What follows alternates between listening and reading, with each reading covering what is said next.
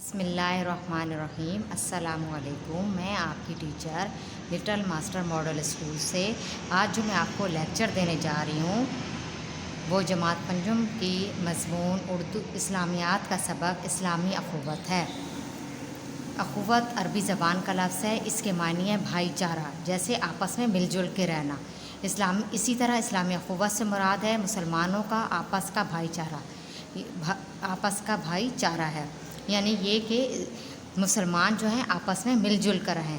اسلام نے تمام مسلمانوں کو اخوت کے رشتے میں باندھ دیا، یعنی کہ تمام مسلمان آپس میں مل جل کے رہیں۔ اس رشتے میں اسلام نے مسلمانوں کو باندھ دیا۔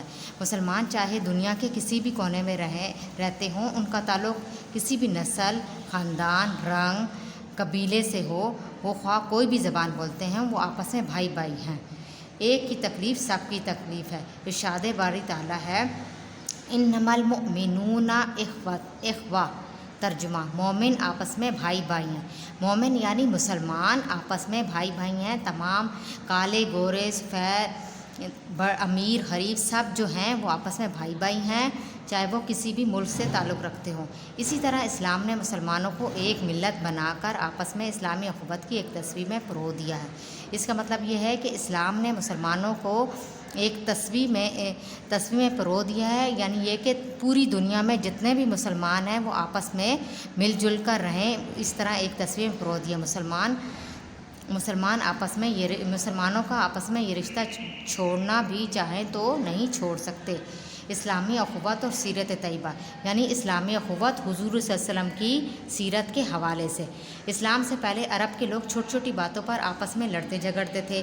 قبیلے کی جمع یعنی کہ دشمنیاں سالوں تک چلتی تھیں۔ مختلف قبیلوں کی جو دشمنیاں تھیں وہ بہت سالوں تک چلتی رہتی تھیں۔ لوگ ایک دوسرے کے خون کے پیاسے تھے۔ جب حضور صلی اللہ علیہ وسلم آئے تو حضور صلی اللہ علیہ وسلم کے آنے سے پہلے یہ دشمنی دوستی میں بدل گئی۔ حضور صلی اللہ علیہ وسلم جب اس دنیا میں آئے تو انہوں نے اس دشمنی کو دوستی میں بدل دیا۔ آپ صلی اللہ علیہ وسلم کی تعلیمات کا اتنا اثر ہوا کہ اسلام قبول کرنے والے آپس میں بھائی بھائی بن گئے۔ ہجرت مدینہ کے بعد، یعنی کہ جب حضور صلی اللہ علیہ وسلم مکہ سے مدینہ ہجرت کر کے چلے گئے تو ہجرت مدینہ کے بعد حضور صلی اللہ علیہ وسلم نے انصار اور مہاجرین وہ تھے جو کہ مکہ سے مدینہ ہجرت کر کے آئے تھے، اور انصار تھے جو مدینہ کے رہنے والے تھے۔ تو ان کے درمیان اخوت کا رشتہ قائم کر کے بھائی چارے کی ایک عظیم مثال قائم کی، جس کی مثال آج تک تاریخ میں نہیں ملتی۔ حضور صلی اللہ علیہ وسلم نے مسلمان امت کو ایک جسم کی مثال دیتے ہوئے فرمایا، جس طرح جسم کے ایک حصے میں تکلیف ہو تو تمام جسم اس سے تکلیف میں مبتلا ہو جاتا ہے۔ مسلمان بھی آپس میں اسی طرح جڑے ہوئے ہیں، یعنی یہ کہ اگر جسم کے کسی بھی حصے میں درد ہو تو تمام جسم درد کرنے لگتا ہے۔ اسی طرح اگر کسی ایک مسلمان کو تکلیف ہو تو دوسرے مسلمانوں کو بھی اس تکلیف کا احساس ہوتا ہے۔ ایک مسلمان کی تکلیف سب کی تکلیف ہے۔ اسی طرح مسلمان اپنی باہمی اخوت و محبت سے ایک دوسرے کو مضبوط کرتے ہیں۔ حجۃ الوداع، یعنی کہ آخری حج حضور صلی اللہ علیہ وسلم نے ادا کیا تھا، اس پہ حضور صلی اللہ علیہ وسلم نے فرمایا اے لوگو میری بات غور سے سنو اور جان لو، ہر مسلمان دوسرے مسلمان کا بھائی ہے۔ کسی شخص کے لیے اپنے بھائی کا مال جائز نہیں جب تک وہ اپنی مرضی سے نہ دے۔ ایک دوسرے سے حسن سلوک کرو، یعنی یہ کہ حضور صلی اللہ علیہ وسلم نے حجۃ الوداع کے موقع پر خطاب کرتے فرمایا کہ اے لوگو میری یہ بات غور سے سن لو اور جان لو کہ ہر مسلمان دوسرے مسلمان کا بھائی ہے، یعنی کہ ہر مسلمان دوسرے مسلمان کا بھائی ہے، اور اس میں بڑے چھوٹے کی کوئی تفریق نہیں ہے۔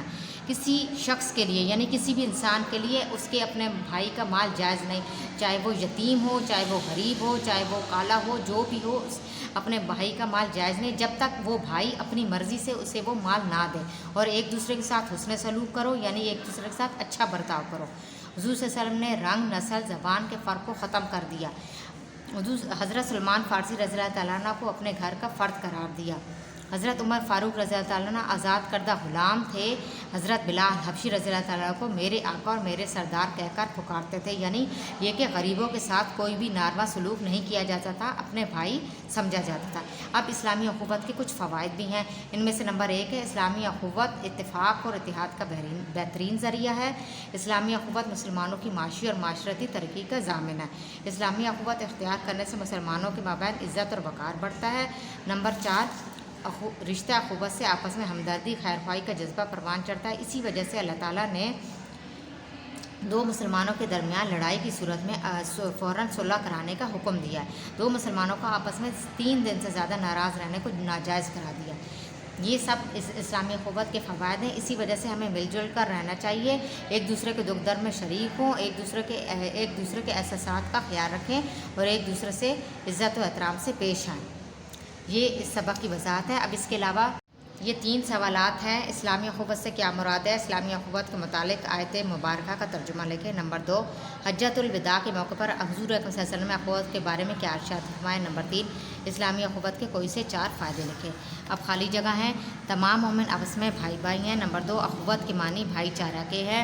नंबर 3, इस्लाम ने तमाम मुसलमानों को अख़ुवत के रिश्ते में बांध रखा है। नंबर 4, रिश्ते अख़ुवत से आपस में हमदर्दी और खैर ख्वाही का जज्बा परवान चढ़ता है। नंबर 5, इस्लाम ने मुसलमानों को आपस में इस्लामी अख़ुवत की एक तस्वीर में पिरो दिया। मारूज़ी से बनाते हैं। इस्लामी अख़ुवत से मुराद है मुसलमानों का आपस में भाईचारा। नंबर 2, तमाम मुसलमान आपस में हैं भाई भाई। नंबर 3, मुसलमान उम्मत की मिसाल में एक जिस्म की। नंबर 4, हुज़ूर सल्लल्लाहु अलैहि वसल्लम ने अपने घर का फ़र्ज़ करार दिया हज़रत सलमान फ़ारसी रज़ियल्लाहु तआला अन्हु को। नंबर 5, हज़रत उमर फ़ारूक रज़ियल्लाहु तआला अन्हु हज़रत बिलाल हबशी रज़ियल्लाहु तआला अन्हु को क्या कहकर पुकारते थे? मेरे आका, मेरे सरदार। नंबर 6, 2 मुसलमानों का आपस में कितने दिन से ज़्यादा नाराज़ रहने को नाजायज़ करा दिया गया? जीम 3 दिन। उम्मीद है कि आपको ये सबक सही तरीके से समझ में आ गया होगा। अगर आपको समझ में नहीं आया तो आप स्कूल में आके मुझसे पूछ सकते हैं। अल्लाह हाफ़िज़।